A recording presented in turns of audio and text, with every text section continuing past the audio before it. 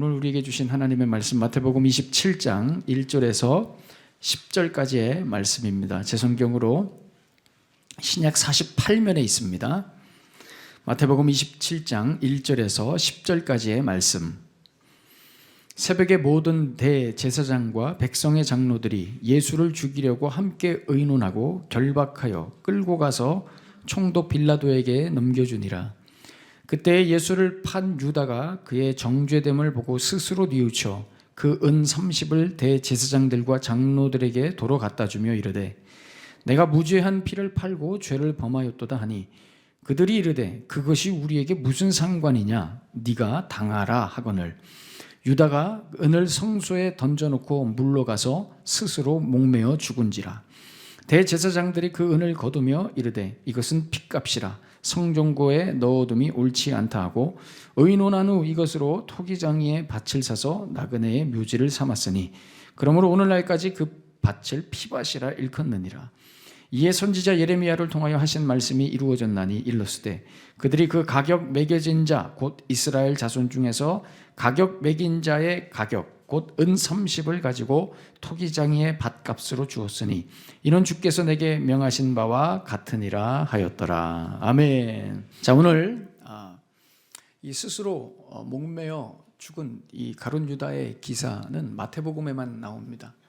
왜 마태복음에만 나오는가? 이유가 뭘까 생각해 보면 마태는 자신의 이 복음서에서 굉장히 애를 쓰며 강조하려고 했던 것이 있죠. 그게 뭐냐면 예수 그리스도는 예수님은 갑자기 나타난 사람이 아니라 구약에서 예언된 너희들이 그렇게 읽고 암송했던 그 구약에서 예언된 메시아다.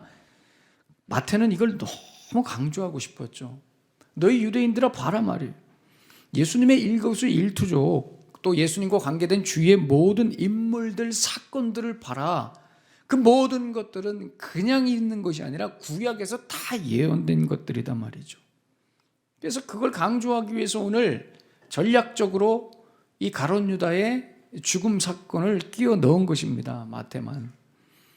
27장에 어떤 사건이 나와요? 하이라이트죠. 예수님께서 십자가에서 못 박히시는 사건이에요. 여러분, 마태는 이 얘기를 하고 싶은 거죠. 이 사건은 인생을 살면서 몇 번 볼 수 있는 그런 일반적인 사건이 아니라 너희들이 그렇게 믿는 구약의 예언이 완벽히 성취된 사건이단 말이에요.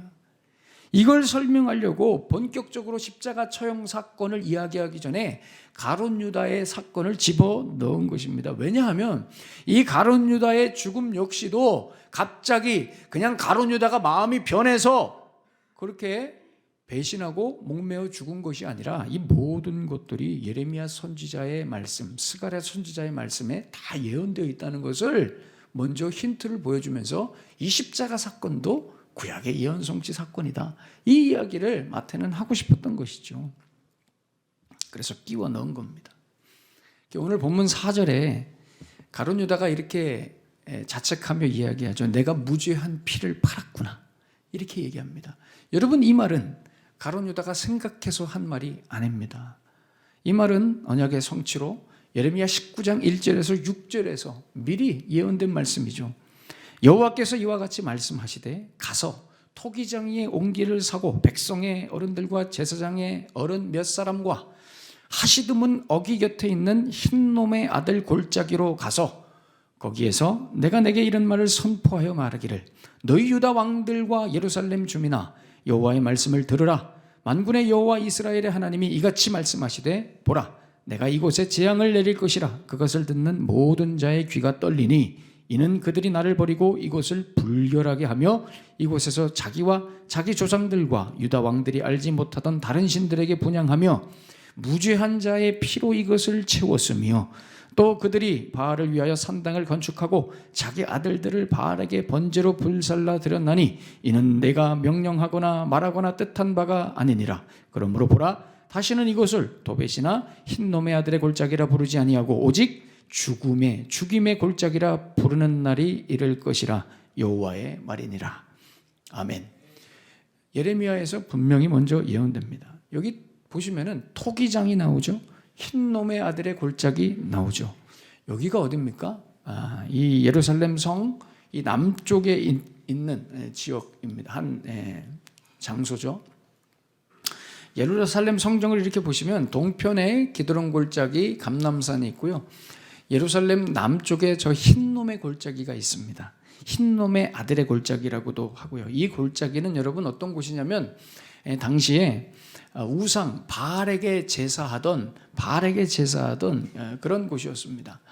특별히 몰렉신이라고 하는 이 신에게 당시에 사람들이 자기 자녀들을, 어린아이들을 인신 제사 올렸던 그런 곳이기도 합니다. 이 흰놈의 아들의 골짜기가 죽음의 골짜기입니다. 또 재미있는 것은 이 흰놈의 아들의 골짜기에 토기장이들이 많이 살았다고 합니다. 토기장이. 오늘 본문의 가룟 유다가 내가 무지한 피를 팔았다 후회하면서 여기 이 흰놈의 아들의 골짜기에서 스스로 목매달아 죽습니다. 오늘 본문 또 6절 7절에 보시면 대제사장들이 이 유다가 던져주고 간 은 30을 가지고 이 토기장이의 밭을 샀다 그러죠. 그 밭이 이 흰놈의 골짜기 안에 있는 밭입니다. 죽음의 골짜기. 그래서 여러분 그 밭을 오늘 본문에도 피밭이라고 그러고 사도행전 1장 19절에도 보시면 아겔다마 하니 이는 피밭이라. 이게 피밭이라. 여러분 가룟 유다가 여기서 목매달아 죽은 것은 자기의 선택이 아니라 예언의 성취라 말입니다. 본인의 선택이 아닙니다. 여기뿐만이 아니라 스가랴서 11장 12절에서 13절에도 보시면 이렇게 말씀합니다. 내가 그들에게 이르되 너희가 좋게 여기거든 내 품삯을 내게 주고 그렇지 아니하거든 그만두라. 그들이 곧 은 30개를 달아서 내 품삯을 삼은지라. 여호와께서 내게 이르시되 그들이 나를 헤아린 바 그 삭슬 토기장이에게 던지라 하시기로 내가 곧 그 은 30개를 여호와의 전에서 토기장이에게 던지고.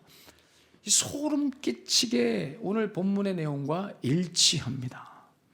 이미 500년 전에 예언된 사건이란 말이죠. 여기서 은 30은 노예 한 사람의 몸값입니다. 여러분 대제사장들이 가룟 유다에게 준 은 30은 예수의 몸값이 그 당시에 노예 한 사람의 몸값이라는 것을 쳐준 것입니다. 그것이 어디로 던져지냐? 토기장이들이 많이 모여 사는 이 흰놈의 아들의 골짜기로 던져진 겁니다. 이 모든 것이 가룟 유다라는 개인이 선택한 개인의 행위가 아니라 이미 선택된 예언의 성취, 결과라는 것입니다. 한마디로 가룟 유다의 배신과 죽음은 언약의 성취이지 양심과 후회를 못 이겨서 갑자기 정신착란 증세가 일어나고 우울증 때문에 자살한 그런 사건이 아니라는 것입니다. 지난주 베드로 이야기도 마찬가지죠. 여러분 가룟 유다는 사실 이 베드로 이야기와 비교해서 우리가 생각해야 됩니다. 그래서 여러분 이 가룟 유다의 배신 사건과 오늘 27장 1절 2절 요 두 구절을 사이로 베드로와 가룟 유다 사건이 이렇게 병행 구조를 이루고 있습니다. 그래서 이 가룟 유다의 죽음은 베드로의 배신과 같이 우리가 비교해서 생각해야 됩니다. 여기에서 우리가 또 조심해야 될 해석이 있습니다. 지난주와 마찬가지로 여기서도 우리는 이런 해석을 조심해야 됩니다. 가룟 유다는 양심의 가책에 후회만 하고 회개하지 않았기 때문에 자살했다. 그런데 베드로는 회개하여 나중에 쓰임 받았다. 이런 해석입니다. 여러분 그런 거 아닙니다. 가룟 유다도 언약 성취고 베드로도 언약 성취입니다. 가룟 유다는 흰놈 골짜기에서 스스로 목매달아 죽어야 되는 언약 성취이고 베드로는 십자가에 거꾸로 매달려 죽는 언약 성취입니다. 둘 다 언약 성취 안에서 죽는 건 똑같습니다. 이따 다시 언급하겠지만 제가 오늘 이 설교를 준비하면서 한 책을 읽었는데 너무 재밌게 읽었습니다. 그 책이 어떤 책이냐면 그 프랑스 사회학자인 에밀 듀르켐이라고 하는 사람이 있는데 이 사람이 쓴 책 자살론이라는 책이 너무 재밌어. 은혜를 받으면 안 되는데 자살론이라는 책이 너무 재밌어가지고 이 사람이 이따가도 다시 언급하겠지만 뭐라고 얘기하냐면 이 사람은 종교적 순교도 자살로 보는 거예요. 이게 굳이 사회학적으로 구분을 하자면 종교적 순교도 본인이 자발적으로 본인이 죽음을 선택했기 때문에 그것도 자살의 일종이다 이렇게 얘기해요. 어떤 이유에서든 자기가 죽음을 선택했다 이거죠. 흥미롭습니다. 여러분 그런 맥락에서 보자면 베드로와 가룟 유다의 죽음은 동일한 죽음입니다. 둘 다 언약을 성취하는 차원에서의 죽음이라는 것입니다. 요한복음 21장 18절에서 19절에 보시면 이렇게 말씀합니다. 내가 진실로 진실로 내게 이르노니, 지금 이 말씀은 예수님이 베드로에게 예언하는 거예요. 내가 젊어서는 스스로 띠띠고 원하는 곳으로 다녔거니와 늙어서는 내 팔을 벌리리니 남이 너에게 띠띠우고 원하지 않는 곳으로 데려가리라. 이 말씀을 하심은 베드로가 어떠한 죽음으로 하나님께 영광을 돌릴 것을 가리키심이로라. 이 말씀을 하시고 베드로에게 이르시되 나를 따르라 하시니. 아멘. 여기 보시면 예수님이 베드로의 죽음을 예언하셨습니다. 그렇다는 것은 베드로는 회개했기 때문에 자살하지 않은 게 아니에요, 여러분. 베드로가 어디 회개했습니까, 여러분? 성경에 베드로가 회개했다고 어디 나옵니까? 베드로 회개 안 했습니다. 양심의 가책을 동일하게 느꼈고 후회하며 통곡했습니다. 그래도 베드로는 흰놈 골짜기로 가지 않았습니다. 그렇게 후회하고 자책해도 베드로는 흰놈 골짜기로 가서 죽지 않았단 말이죠. 왜요? 그렇습니다. 베드로는 자기 마음대로 죽을 수 없었습니다. 예수님이 예언하신 대로 죽어야 되니까. 요한의 아들 시몬아, 네가 다른 사람들보다 나를 사랑하느냐? 이 질문에 답을 해야 되기 때문에 지금 죽을 수 없는 겁니다.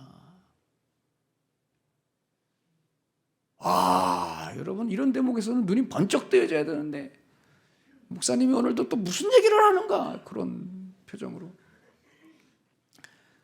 왜 베드로는 자살을 못하는지 아십니까? 요한의 아들 시몬아, 네가 나를 사랑하느냐? 나중에 이 질문에 대답을 해야 된다고요. 네 주님, 내가 주님을 사랑하는 줄 주님께서 아십니다. 내 양을 먹이라. 이 말을 듣고 나중에 예수를 위해 순교해야 되기 때문에 지금 자살할 수 없단 말이죠. 베드로도 양심에 찔렸고 후회했지만, 그래서 여러분 오늘 본문을 보시면 한 사람은 후회하고 자책해서 스스로 목숨을 끊었고요. 한 사람은 양심에 가책이 있고 후회했지만 스스로 목숨을 끊지 못했습니다. 왜요? 둘 다 언약 성취라는 공통점이 있기 때문입니다. 베드로는 남이 띠띠워서 나중에 원하지 않는 곳으로 가서 죽어야 되기 때문에 그런 것이죠. 목사님, 그럼 이 언약 성취라는 것은 무슨 운명론 같은 것입니까? 뭐 팔자, 뭐 이런 거, 예정론 같은 것입니까? 그런 게 아닙니다, 여러분. 여러분 여기서 언약이 뭘까요? 언약. 제가 여러분들에게 드리는 대부분의 질문의 답은 뭐라고요? 네, 옆에 새소망교회에서 오셨습니까? 이렇게 어색하게. 제가 여러분들에게 드리는 모든 질문의 답은 거의 대부분 예수님이죠. 여기서 언약은 뭐라고요? 예수님이십니다. 그러니까 언약 성취라는 것은 예수님이 메시아요 구원 되시는 일에 모든 인생들이 묶여 있다 이 말입니다. 언약 성취라는 것이 무엇이냐? 모든 인생들이 예수님이 구원이 되시는 그 일에 묶여 있다. 어떤 사람은 예수를 죽이고 부인하고 배신하고 예수가 구원이 아니라고 소리 지르다가 심판받아 멸망하는 쪽으로 성취되고, 어떤 사람은 예수가 그리스도이시며 구원인 것을, 또 예수님만이 자기 삶의 주인이신 것을 성취하는 쪽으로 살아간단 말입니다. 한마디로 이래나 저래나 모든 인생은 예수님께 걸려있다 이 말입니다. 그걸 인정하든 인정하지 않든 모든 인생들은 전부 예수님 때문에 천국 가고 예수님 때문에 지옥 간다 이 말입니다. 예를 들어서 여러분 옆집에 혹은 여러분들의 직장에 예수님을 안 믿는 분들 계시죠? 자기 육체를 위해서만 살아가는 분들이 있어요. 이런 분들은 어떻게 보면 성경에서 말씀하는 언약 성취와는 별로 상관없는 것처럼 보입니다. 그들이랑 성경이랑 무슨 상관이야? 아무 상관없는 것처럼 보입니다. 그러나 그렇지 않습니다. 그분들도 다 이 언약 성취 안에 있습니다. 어떤 차원에서요? 요한복음 3장 18절, 그를 믿는 자는 심판을 받지 아니하는 것이요 믿지 아니하는 자는 하나님의 독생자의 이름을 믿지 아니하므로 벌써 심판을 받은 것이니라. 심판받아 지옥 가는 언약 성취입니다. 자, 여러분 생각해 보십시오. 왜 예수 안 믿는 사람들은 지옥 갈까요? 누구 때문에? 누구 때문에? 예수님 때문에 지옥 가는 것입니다. 여러분들이 이 복음을 분명히 이해하고 계셔야 됩니다. 그래서 여러분, 이분들도, 예수 믿지 않는 분들도 언약 성취 안에 있는 겁니다. 한 형태인 것이죠. 그래서 그분들은 무조건 자기를 위해 살아갑니다. 무조건 육체의 만족과 쾌락을 위해 사는 겁니다. 그게 그들에게는 진리고 당연한 것입니다. 왜요? 언약이 그런 식으로 성취돼야 되기 때문에 그렇습니다. 그럼 우리는 어떨까요? 그럼 우리는 어떠냐 말이에요. 예수 믿는 우리는 어떠냐 말이에요. 여기서 좀 헷갈리기 시작됩니다. 왜냐? 예수를 믿는 우리도 나를 위해 살거든요. 예수를 믿는 우리도 육체의 만족과 쾌락을 위해 오늘도 살죠. 여기서 애매해집니다. 이상하다. 여기서 애매해지는 겁니다. 예수님을 믿는다고 하지만 겉으로 볼 때는 전혀 다른 게 없어 보여요. 삶의 방식, 목적, 방향, 내용, 이 모든 것에서 세상 사람들과 별로 다른 게 없어 보이는 거예요. 이게 여전히 중심이 나예요. 그래서 굉장히 아이러니한 게 뭔지 아십니까? 세상 사람들이 힘들어하는 것을 우리도 힘들어하고요, 세상 사람들이 무기력하게 끌려다니는 것에 우리도 끌려다니죠. 이게 재밌는 겁니다. 여러분, 세상 사람들이 힘들어하는 것은 사실 우리가 별로 힘들어하지 않아도 되는 것들입니다. 그런데 우리는 세상 사람들이 고민하고 힘들어하고 애를 쓰는 거에 우리도 같이 힘들어하고 고민하고 애를 쓰죠. 제가 요즘 관심 있게 보는 분야가 우울증, 공황장애, 폐쇄공포증 같은 정신적 아픔입니다. 한국 사회가 이 질병에 빠져 있습니다. 그러니까 목사님들도 이 질병에 많이 빠져 있습니다. 여러분, 제가 우울증 걸리지 않도록 기도해 주십시오. 웃지만 마시고 꼭 기도해 주십시오. 목사님 너무 설교가 이상합니다. 여러분, 한국 사회가 누구도 여기서 자유롭지 못한 이상한 악한 영의 그 권세에 사로잡혀 있습니다. 저는 매우 슬픕니다. 매우 슬픕니다. 그리스도인들도 여기에서 벗어나지 못합니다. 여기에 많이 빠져 있습니다. 예수를 믿어도, 교회를 다녀도 여전히 우리에게 이 아픔이 있습니다. 왜 그렇습니까? 말씀드렸죠. 삶의 방식, 목적, 방향, 내용에 있어서 예수님은 없고 내가 있어서 그렇습니다. 그러니 우리는 오늘도 세상 사람들처럼 우울합니다. 답답하죠. 아까 잠시 소개해드렸던 에밀 디르켐의 이 자살론이라는 이 책에 보면은 굉장히 재밌는 대목이 나옵니다. 이 사람이 참 학자들은 참 재밌습니다. 흥미로운 얘기를 해요. 여러분, 유대교, 캐톨릭, 개신교 이 세 개의 종교가 있는데, 한 챕터에서 이 사람이 이게 종교적 관점에서 자살을 이야기할 때, 이 유대교, 캐톨릭, 개신교 이 세 개의 종교 중에서 여러분 가장 자살을 많이 하는 종교가 어떤 종교일까요? 한번 알아맞혀보세요. 얘를 까먹었습니까? 유대교, 카톨릭, 개신교 이 세 개 중에서 가장 자살을 많이 하는 종교가 어떤 종교일까요? 어떤 종교일까요? 개신교가 아니면 말도 안 꺼냈겠죠. 당연히 개신교입니다, 여러분. 놀랍고 충격적인 이야기입니다. 그 이유에 대해서 말하는데 너무 공감이 됩니다. 유대교나 캐톨릭은 오히려 자살을 죄라고 규정하지 않음에도 불구하고 자살이 적은 이유는 유대교나 캐톨릭은 성격 자체가 집단주의고 형식주의고 관념주의라는 거예요. 이거 말고 오늘도 빈트가 빗나가는, 자, 유대교와 캐톨릭은 집단주의와 형식주의와 관념주의예요. 그런데 개신교는 개별주의고 개인주의라는 거예요. 이게 무슨 말이냐? 쉽게 말해서 여러분, 유대교는 자살하고 싶어도, 너무 우울해서 자살하고 싶어도 자살할 수 없습니다. 왜요? 집단주의, 형식주의, 관념주의, 여기에 묶여져 있기 때문에 내가 오늘 너무 자살하고 싶어요. 그런데 너무 자살하고 싶지만 생각해 보니까 오늘이 안식일이야. 그러면 자살할 수 없습니다. 왜? 안식일이기 때문에. 그러니까 형식주의와 집단주의 때문에 내 자유가 제한되는 겁니다. 집단이 정해놓은 그 교리가, 그 종교적 규범이, 원칙이, 관념이, 형식이 개인의 선택과 자유를 제한시키는 거예요. 근데 개신교는 아니라는 거예요. 개신교가 자살을 많이 하는 이유는 철저한 개인주의와 개별주의입니다. 한마디로 자기 맘대로다. 자기 맘대로. 그래서 두 번째, 아까 그 그림 보시면 유대교와 캐톨릭은 종교라는 우리가 나보다 더 강하고 중요합니다. 그 집단이 중요해요. 근데 개신교는 종교와 우리보다 내가 중요합니다. 그러니까 내가 하고 싶은 대로 하는 겁니다. 아니 뭐 개신교에서 자살하면 지옥 간다 뭘 말해도 내가 하고 싶은 대로 하는 거예요. 뭘 믿고? 하나님이 나를 사랑하시니까. 이런 밑도 끝도 없는 자기 혼자만의 그 복음을 규정해놓고 내가 믿는 하나님은 그런 하나님이다. 교회에서 뭐라고 하든 목사님이 뭐라고 하든. 그래서 제일 통제가 안 되는 집단이 누굴까요? 목사님들 무리입니다. 목사님들은 모아놓으면 통제가 안 됩니다. 자유가 넘칩니다. 다 한 사람 한 사람이 성경이고 복음입니다.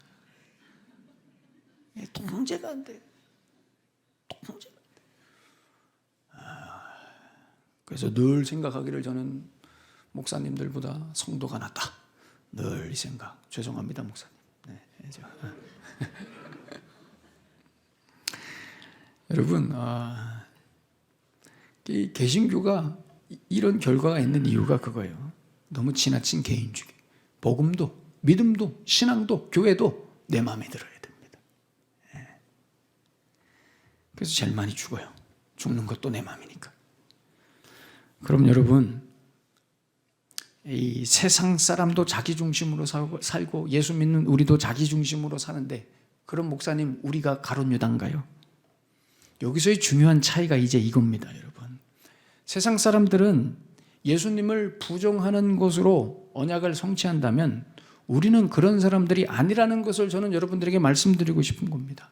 지금은 좀 부족하고 연약해도 반드시 예수님이 내 삶의 주인이심을 인정하며 예수께서 원하시는 삶을 살아내는 쪽으로 우리는 언약을 성취해야 되는 사람들이라는 거예요.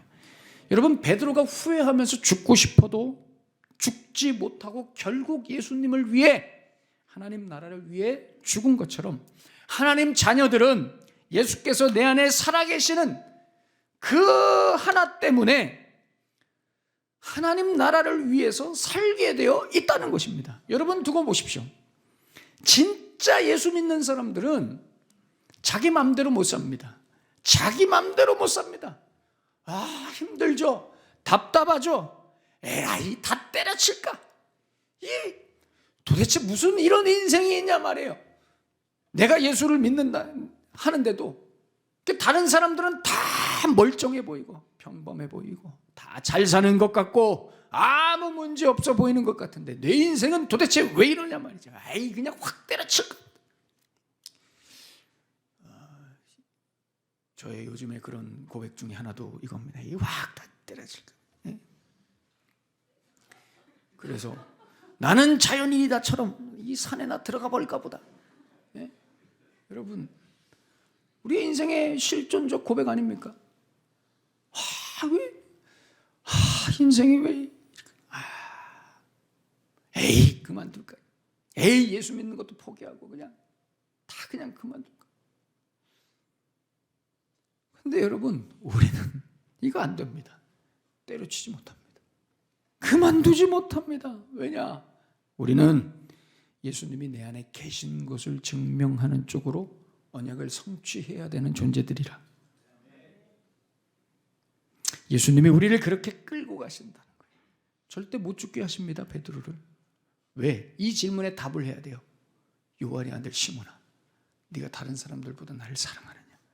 이 질문에 답을 해서 결국 예수를 위해 살아야 되기 때문에, 예수님이 우리를 거기까지 끌고 가시기 때문에 우리는 하기 싫어도, 그렇게 살기 싫어도 우리는 그렇게 살아야 되는, 베드로에게 말씀하신 것처럼 젊어서는 네가 원하는 곳으로 다니지만 늙어서는 남이 원하는 대로, 이끄는 대로 간단 말이에요. 여러분, 젊다는 게 무슨 의미예요? 여기서 젊다는 건 내 자아가 강한 상태입니다.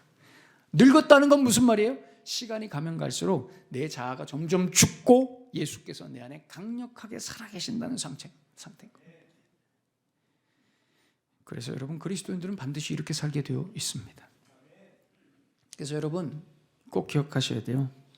그리스도인의 삶, 여러분들의 삶은 언약 성취라는 관점에서 여러분들의 모든 사건과 일을 생각하셔야 돼요. 이해하셔야 돼요.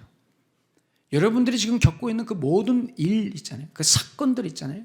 여러분들이 경험하고 있는 여러분들의 모든 인생의 실존적 문제들은 그냥 있는 그대로 보시면 안 되고요. 언약 성취라는 개념에서 이 일을 하셔야 된다고요. 예를 들어서 내 몸에 큰 질병이 생겼어요. 병이 생긴 것도, 병이 고쳐지는 것도 전부 언약 성취 안에서 이해해야 된다고요. 다른 말로 이 일을 통해서 예수님이 내 안에 주인 되시는 것을 드러내야 된다는 것입니다.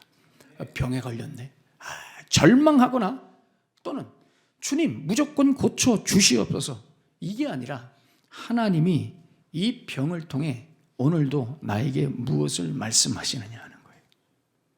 이 질병으로 나는 어떻게 하나님의 영광을 돌려야 되는가에 대해서 생각해야 된다는 거예요. 왜냐? 내 삶은 근본적으로 예수님을 드러내는 언약 성취 안에 있기 때문에. 하나님 고쳐 주시옵소서. 여러분 기도하실 수 있어요. 기도하셔야 돼요. 하나님 고쳐 주시옵소서. 그런데 하나님은 반드시 우리에게 다시 이렇게 질문하십니다. 왜 고쳐줘야 되는데? 내가 너한테 이 병을 왜 고쳐줘야 되는데? 하나님 이 문제를 해결하여 주시옵소서. 그럼 하나님이 여러분들에게 다시 질문하십니다. 왜 그 문제를 해결해 줘야 되는데? 그럼 우리는 이렇게 대답하죠. 무슨 말씀이시오? 왜냐뇨? 그걸 지금 질문이라고 하십니까? 그냥 고쳐주셔야죠. 그냥 해결해 주셔야죠. 제가 힘들잖아요. 내 삶이 중요하잖아요. 주님, 내 삶이잖아요. 하나님이 난감해 하시는 겁니다. 여러분, 이런 기도는 언약 성취와 아무런 관계없어요. 예수 믿는 게 아니라는 거예요. 어떤 일에 실패했어요? 가정에 아픔이 있어요?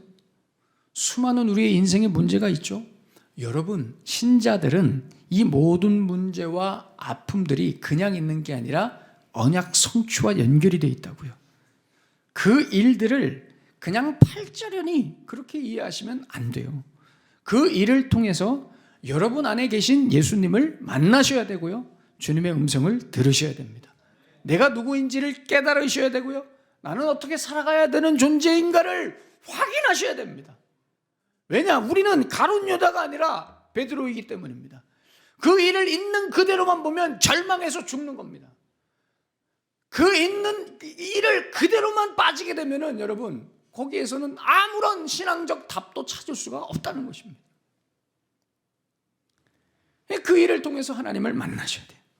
내 안에 계신 예수님을 만나야 돼요. 그럼 기도가 바뀝니다. 주님 도와주시옵소서. 이번 건만 해결하여 주시옵소서. 이런 기도에서 주님, 제가 죄인이군요. 용서해 주십시오. 예수님, 내 삶의 주인 되어 주십시오. 해결되어도 좋고 안 되어도 제가 주님을 찬양합니다. 사나 죽으나 주의 영광을 위해서 살게 해 주십시오. 이게 기도가 바뀌는 겁니다. 그래서 여러분, 예수 믿는 사람들은 절망도 자기 마음대로 못합니다. 우리는 가룟 유다처럼 낙심도, 절망도, 좌절도, 후회도, 죽음도 우리 마음대로 못합니다. 왜냐? 우리 안에 계신 예수님이 그걸 못하게 하십니다. 젊을 때는, 내가 주인일 때는 절망도 하고요, 낙심도 하고요, 에라이, 우울해하기도 하고요. 그렇지만 여러분, 늙어서는 예수께서 내 안에 가득 충만하게 차 있을 그때에는 여러분 절망도 안 됩니다. 이제. 그래서 여러분, 성령 충만하면 절망도 안 됩니다. 절망이 안 됩니다. 그냥 그러려니 하죠. 그냥 회개하게 되고요, 감사하게 되고요, 문제보다 더 크신 하나님을 보게 되고요, 그 문제 속에서 인생을 배웁니다.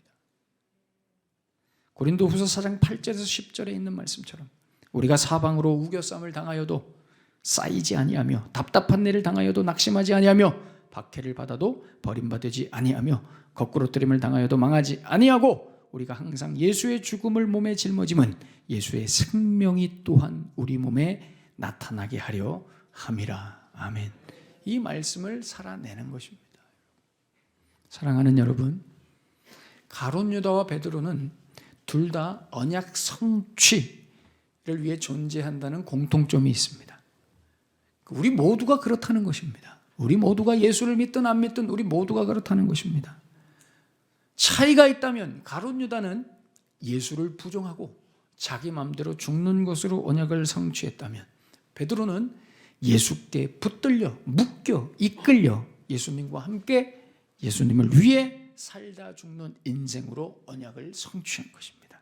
여러분, 어느 편에 서시겠습니까? 여러분들에게 질문했지만 답은 나와 있습니다. 우리는 베드로입니다. 아멘. 네. 우리는 베드로입니다. 여러분, 우리는 베드로. 우리의 삶은 예수님께 묶여 있습니다. 그러므로 우리는 우리의 모든 문제와 아픔, 일과 사건을 겪는 동안 우리의 모든 삶이 예수님께 묶여 있다는 것을 증명해내야 됩니다. 예수께 끌려가는 인생임을 그 사건을 통해서 확인하셔야 된다고요. 아픔이 있어도, 힘겨워도 여러분 안에 예수님이 살아 계심을 실제로 경험해야 된다는 말입니다. 그것을 위해서 우리는 죽지 않습니다. 포기하지 않습니다.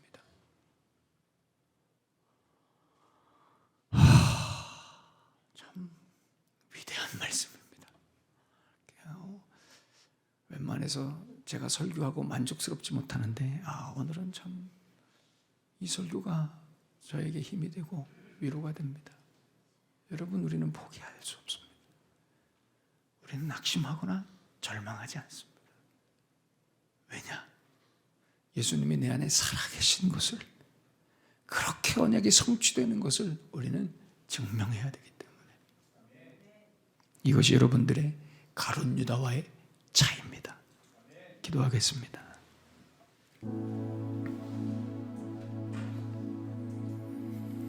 내가 그리스도와 함께 십자가에 못 박혔나니 그런즉 이제는 내가 사는 것이 아니요 오직 내 안에 그리스도께서 사시는 것이라.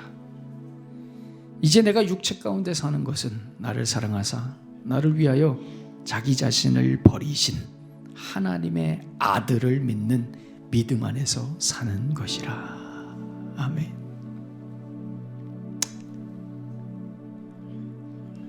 오늘 이 시간 하나님께서 나에게 무엇을 말씀하시는지, 여러분, 우리는 망할 수도 없습니다. 우리는 넘어질 수도 없고요, 넘어질 수는 있지만 망할 수 없습니다. 죽을 수도 없습니다. 왜요?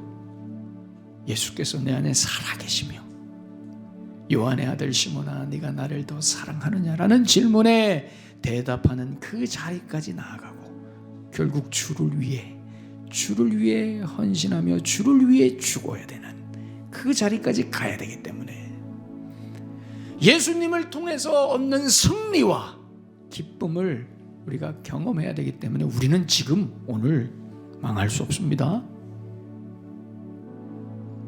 우리는 모두 언약 성취 안에 있습니다. 우리는 베드로입니다. 우리는 가룟 유다가 아닙니다. 여러분, 지금 이 시대 한국 사회에 가득 차 있는 모든 우울과 공황장애와 폐쇄와 공포증과 이 우리의 마음을 무너지게 하는 모든 것들을 우리가 예수님의 이름으로 끊어야 됩니다. 우리는 그렇게 살아가는 사람들 아닙니다. 여러분, 베드로가 되십시오. 베드로가 되십시오. 여러분들이 만나는 모든 일과 사건, 그 모든 문제와 아픔 속에서 예수님을 만나십시오. 그러면 그 모든 것이 우리의 신앙의 훈장이 됩니다. 오늘 나에게 무엇을 말씀하시는지 주신 말씀 가슴에 품으시면서 우리 뜨겁게 하나님 앞에 기도하겠습니다. 주님, 오 하나님 아버지, 주님 긍휼히 여겨주시고 긍휼히 여겨주시고 불쌍히 여겨주시옵소서. 하나님 아버지, 우리는 모두 절망하는데 하나님, 우리의 일들이 우리를 아프게 하며 우리를 눈물짓게 하지만 그것으로 끝나지 않습니다. 우리는 이겨낼 수 있습니다. 하나님, 우리는 승리할 수 있습니다. 우리는 기뻐할 수 있습니다. 주님을 찬양할 수 있습니다. 오 하나님 아버지, 역사하여 주시옵소서. 오 하나님, 역사하여 주시옵소서. 하나님, 역사하여 주시옵소서. 주님 감사합니다. 주님 감사합니다. 주님 감사합니다. 하나님, 오늘도 우리가 주신 말씀으로 다시 한번 도전합니다. 우리는 베드로입니다. 그래서 우리는 이 절망과 낙심되는 상황에서도 우리는 죽지 않습니다. 우리는 다시 일어서며 다시 용기를 가지고 나를 끝내 그 영광스러운 자리까지 인도하시는 그 예수님의 놀라운 십자가의 보혈의 은혜로 우리는 묵묵히 그 길을 향해 걸어갈 수 있습니다. 다시 한번 사랑하는 주의 백성들에게 용기를 주시고 내가 어디에 묶여있나를 확인하면서 하나님 앞에 영광 돌리는 언약 성취자로 이 땅을 살아가게 하여 주시옵소서. 예수님의 이름으로 축복하며 기도하옵나이다. 아멘.